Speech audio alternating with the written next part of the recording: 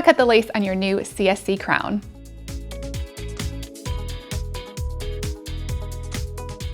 When your bag arrives, you get to unzip it and reveal. And isn't she gorgeous? We love her. Pro tip here, because I'm finding out that a lot of people do this, they throw this netting away. You do not want to do that. Make sure that you are keeping this netting, because this is actually really nice for travel. It's going to keep the wigs like kind of nice and bundled up so you can zip them back into the bag. I'm going to remove this extra paper here. And here is what that lace is looking like. Lace cutting 101. There are definitely a couple different ways how you can cut the lace. You can either start from the side and work your way around. Normally, whenever I'm teaching lace cutting to the crew here, I like to start right here in the center. What you'll need is a nice sharp scissors. You can also use a large scissors, whatever you have, just make sure that it is sharp because you do not want it skipping on the lace. Starting here at the center, I'm just going to start cutting right down.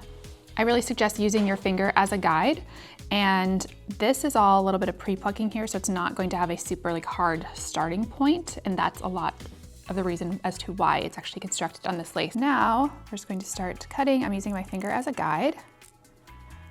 So I can see just underneath here, and I'm just following the line of the lace.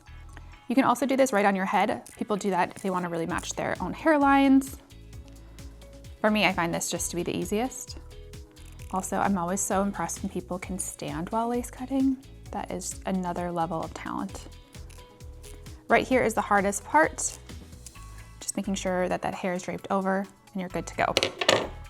You may notice that there is a little bit of shedding during this part, which is completely common because you're obviously disrupting that lace for the first time. So I suggest lifting it up and you start finger combing through, or you can grab a brush, and this will catch any of those hairs that you may have snagged when you were lace cutting.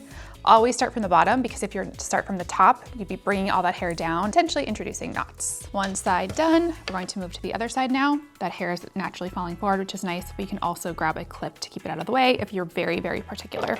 Starting here, like I said, this is actually the more difficult part right here is by that ear. Following that lace, no big deal. If I grab a couple of those hairs on there, that's totally fine. I'm just following that hairline. This one's nice because it actually has more hair right here by the temples. So somebody with a lower hairline, you'll really like that feature. Actually did quite well. Only a few little hairs here. Now let's sew her on. I'm gonna put my forehead into the front of the lace. Flip up with dramatic effect.